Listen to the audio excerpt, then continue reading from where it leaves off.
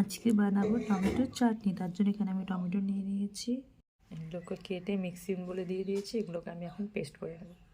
এখানে আমি টমেটোর পেস্ট করে নিয়েছি। যাদের কাছে মিক্সি নেই তারা নর্মালি টমেটোগুলোকে ফুলি ফুলি করে কেটে নিলেও হয়ে যাবে, একই রকম হবে। আমার কাছে সোমবারের জন্য আমি এখানে নিয়েছি একটা তেজপাতা, একটা শুকনো লঙ্কা, একটুখানি পাঁচফোড়ন আর একটুখানি সর্ষা, আর তার সাথে এখানে আমি নিয়ে নিয়েছি কাজু অ্যান্ড কিশমিশ। এগুলো আমি ইউজ করব। কড়াই গরম হয়ে গেছে, এখানে আমি তেল দিয়ে দিয়েছি, তেলটাও গরম হয়ে এসেছে। এখন আমি আস্তে আস্তে সম্বাদ দিয়ে দিচ্ছি। তুমি দিয়ে দিব তেজপাতা,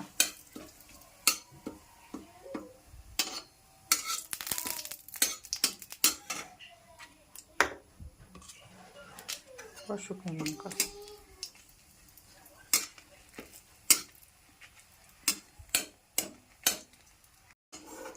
শুকনো লঙ্কাগুলো লাল হয়ে এসেছে। এখন আমি এখানে দিয়ে দিব পাঁচফোড়ন আর সর্ষা একসাথেই। সর্ষা দিলে একটু ফুটে, তাই আমি একটু ঢাকা দিয়ে দেবো।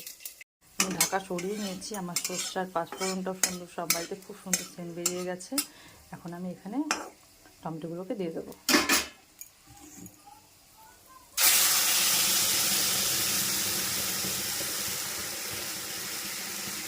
এই পর্যায়ে আমি এখানে দিয়ে দেব একটু সামান্য হলুদ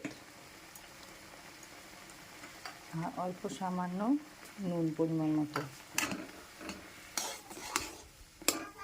অনেকে এই পর্যায়ে লঙ্কার গুঁড়ো দিতে পারেন কালারের জন্য, কাশ্মীরি রেড লঙ্কার গুঁড়োটা, কালারটা তাহলে লাল লাল আসবে।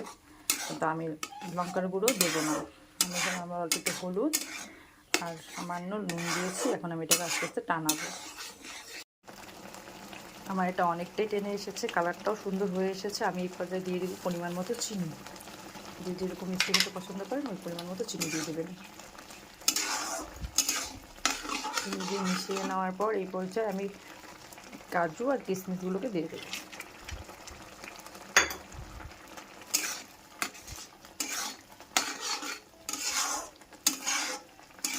ভালো করে নাড়তে দিয়ে এটাকে আরেকটু চিনি যেহেতু জল ছাড়বে, এটাকে আরেকটু ভালো করে টানিয়ে নেব।